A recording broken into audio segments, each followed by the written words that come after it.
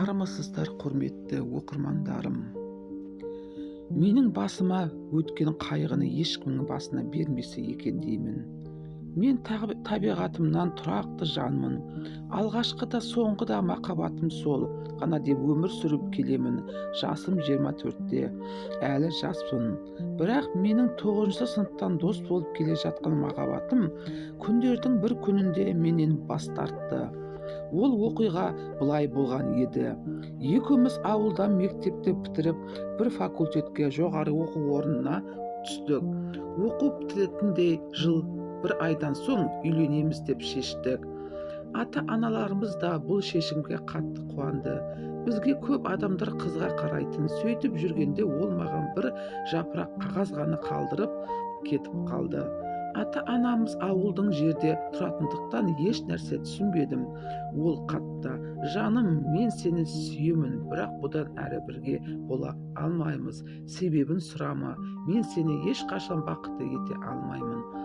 Мені шын сүйсең, өзіңе басқа серік ізде де бір жақсы адамға тұрмысқа шық. Сен бақытқа лайықсың, жансың." Екеуміз өткізген күндер менің ең жарқын күндерім болып қалды. Әрқашан тілекшімін, хош бол, Саят деп қана жазыпты. Мен ол кезде тойдың қамымен Алматы жаққа барып келген едім. Бірден ұялы телефонынан хабарласып едім, сөндірулі. Аға жеңгесіне хабарласып ешқандай жауап ала алмадым. Бәрі ол қыдырып кетті дейді. Достары да ештеңе айтпады. Ешкім еш нәрсе білмейді. Мүмкін басқа біреуге үйленейін деп жүрген шығар. Біреу одан жүкті болып қалды ма деген де неше түрлі ойлар келді басыма. Не болса да себебін түсіндірмей кетіп қалғаны жаныма батты. Сөйтіп бір-екі жұмадай уақыт өткенде ата-анасымен сөйлесуге ауылға бардым. Әкесі онымен бірге кетіпті. 11 жыл бойы сабақ берген ұстазым болғандықтан анасымен еркін сөйлесетін едім. Анасы көзіне бірден жас алды. Мен ол кезде бірдеме болғанын сездім. Ол бір ай бұрын өзінің қатерлі дертке шалдыққанын біліп, Мәскеудің жақсы емханасына кезекке тұрып, уақыты келіп, сол жаққа әкесімен бірге ұшып кетіпті. Маған ештеме айтпауларын өтініпті. Мен бұл хабарды естігенде көзімнен жас та шықпай қатып қалдым. Маған өмір бітіп қалғандай болып көрінді. Үйге келіп 3 күн ешкіммен сөйлеспей, тамақ та ішкен жоқпын. Содан ата-анам ақылдаса келіп, маған Мәскеуге билет алып берді. 2 күннен соң Мәскеуге ұшып кеттім. Әуежайдан өзі күтіп алды. Түрін көргенде шошып кеттім. Құр сүйегі ғана қалыпты. Екеуміз үнсіз құшақтасып ұзақ тұрдық. Ештеңеден сұрамай екеуміз тек өткен қызықтарды еске алдық. Түнгі қалада көп қыдырдық.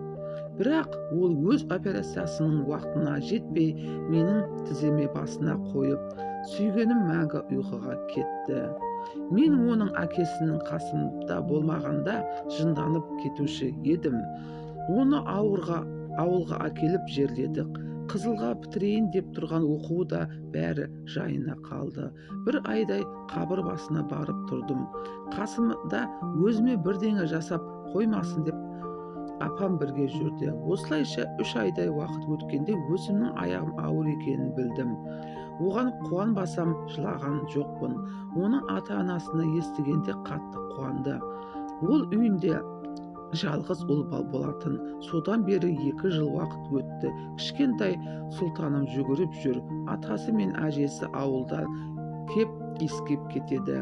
Атасының атына жаздырдым. Биыл жазда қабір басына барып Құран оқытып келеді. Анасы бірден: "Балам, жалғыздық Құдайға ғана жарасқан. Сен ештеңеге міндетті емессің. Болашағыңды ойла. Керек десең сұлтанды біз ала тұрайық. Тұрмыс құр. Батамызды береміз" деді. "Мен жалғыз емеспін, балам бар. Сол үшін өмір сүремін" дедім. Менің қазір өмірге деген көзқарасым мүлдем өзгерген. Ұлымды әкесі сияқты адал ер азамат қылып өсіру арманым. Өзі де әкесінен аумайды. Қазір қалада тұрып жатырмыз. Қызыл дипломды да алдым. Жақсы жерде жұмыс істеймін.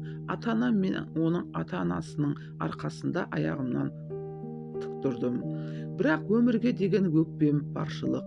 Алда тұрмыс құру деген жоспарымда жоқ. Менің басымнан өткен қайғыны еш адам баласына бермесін екен деп тілеймін. Ал мен саятымның жарқын бейнесін кеудеме басып, сұлтаным арқылы алға басып жүре беремін. Міне, құрметті оқырмандар, тіркелмеген болсаңыз тіркеліп, лайк басып қолдап кетіңіздер.